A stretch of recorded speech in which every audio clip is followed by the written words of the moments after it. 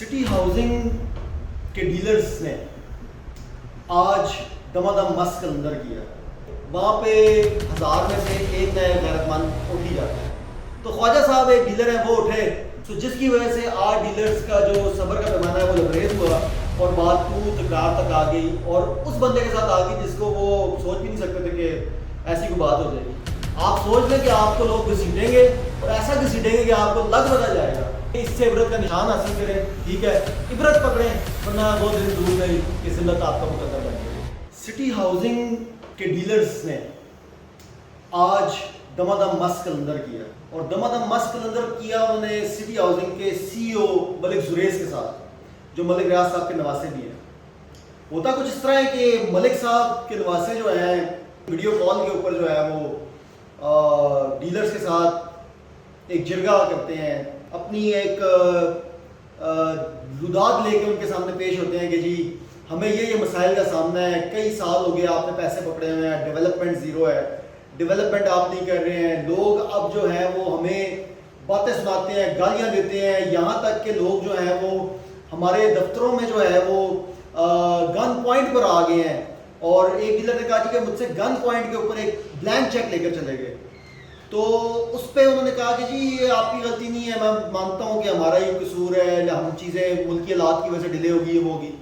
تو انہوں نے پھر کہا کہ جی ہاں ڈبل ایچ بلاک میں اس طرح ہوا. تو اسی ڈیلر نے آگے سے سوال کیا کہ ملک صاحب کیا آپ کو پتہ بھی ہے کہ ابھی تک آپ نے کون کون سے ایسے سیکٹرز ہیں جن کو ابھی تک آپ کی ڈیولپمنٹ نہیں ہوئی یا جو ابھی ڈیلیور ہو چکے ہیں، پتہ بھی ہے آپ کو؟ تو اس بات کے اوپر ملک زریز صاحب کیلا کھا گئے. کیلا کھانا سمجھتے ہیں آپ؟ ریس ہو گئے. اور ریس اس لیے ہو گئے کیونکہ وہ بات کر گیا تھا بیچارہ سچ، اور ملک صاحب سے وہ بات ہوئی برداشت بالکل بھی نہیں. تو ملک صاحب نے اسے کہا کہ ملک صاحب کا ایٹیٹیوڈ یہ تھا کہ سگریٹ جلا رہے تھے، پف لے رہے تھے، وہ یہ شو کر رہے تھے کہ یار میں بڑا ریلیکس تم لوگوں کے آگے، تم بکواس کر رہے ہو، کرتے رہو. تو ملک صاحب نے اسے کہا کہ یار میں آپ سے آپ جناب کر کے بات کر رہا ہوں اور آپ جو ہے وہ مجھ سے لڑائی کر رہے ہیں. اب تک اس نے لڑائی نہیں کی تھی، اس نے بڑی جینوئن بات کی تھی. تو اگر تو آپ نے لڑنا ہے تو پھر آپ بتا دیں، پھر ہم یہ ان ویڈیو کال پہ کیوں لڑ رہے ہیں؟ مجھے 2 دن کا ٹائم دے، میں آ جاتا ہوں پاکستان. وہ دبئی میں تھے، میں پاکستان آ جاتا ہوں تو پھر لڑ لیتے ہیں. تو دیکھیں نا جی، جہاں پہ بہت سارے چکو قسم کے ڈیلر ہیں، اٹھانے والے، گاڑیوں پہ کپڑے مارنے والے، ٹھیک ہے، سب کچھ پیش کرنے والے، جوتے پالشیے، وہاں پہ 1000 میں سے ایک نئے غیرت مند اٹھ ہی جاتا ہے. تو خواجہ صاحب ایک ڈیلر ہیں، وہ اٹھے اور انہوں نے کہا کہ ایڈا تو بدماش ہے، آ پھر آ، تیرے کو 2 دن میں تو آ جا، پھر ویکھ لینے تو کتنا تو بدماش ہے. میں تیرے سامنے کلا آواں گا، میں آواں گا تیرے سامنے، اپنے گارڈز ہی لے کے آ جائیں تو، ٹھیک ہے. تو ملک صاحب خاموش ہو گئے، ملک زریز صاحب بالکل خاموش ہو گئے.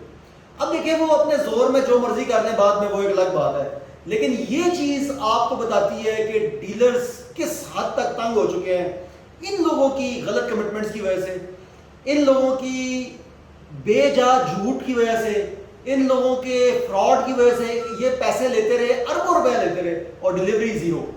سو جس کی وجہ سے آج ڈیلرز کا جو صبر کا پیمانہ ہے وہ لبریز ہوا اور بات تو تکرار تک آ گئی اور اس بندے کے ساتھ آ گئی جس کو وہ سوچ بھی نہیں سکتے تھے کہ ایسی کوئی بات ہو جائے گی. سو یہ ایک بہت بڑا لمحہ فکریہ ہے کہ اگر ملک ریاض کے نواسے کے ساتھ، سٹی ہاؤسنگ کے مالک کے ساتھ یہ ہو سکتا ہے، تو بھائی جان جڑے چھو منتر جو جلنتر تو تنتر، ٹھیک ہے، یہ جو آپ جو کوڑ کباڑ ہے نا سارے، ٹھیک ہے، یہ جو سارے چھان پورا بیچ رہے ہو، تو آڑا دیکھو فیوچر ہی کوئی نہیں. آپ سوچ لیں کہ آپ کو لوگ گھسیٹیں گے اور ایسا گھسیٹیں گے کہ آپ کو لگ پتہ جائے گا. ایسا گھسیٹا لگنے والا ہے آپ کو. اور خاص طور پہ جو آپ کے ڈیلرز ہیں، وہ ڈیلرز جو آپ کی خوشامدوں میں لگے ہوئے ہیں اور انہوں نے اپنے آپ کو تو بنا لیا ہے لیکن عوام کو نچوڑ گئے ہیں، ڈبو گئے ہیں، ٹھیک ہے، وہ ڈیلر بھی پتر سن لو، تمہارا ٹائم بھی بڑا نزدیک آ گیا ہے. تم ایسے تمہیں انشاءاللہ ملیا میٹ ہونے والے ہو. تمہارے اوپر سے بلڈوزر چلیں گے، ٹھیک ہے، جو رینٹ پہ بلڈوزر سوسائٹیوں نے لیے ہوئے نا، تمہارے اوپر سے چلیں گے اور تمہارے انشاءاللہ سٹیکر بنیں گے، تم دیکھتے جاؤ، ٹھیک ہے.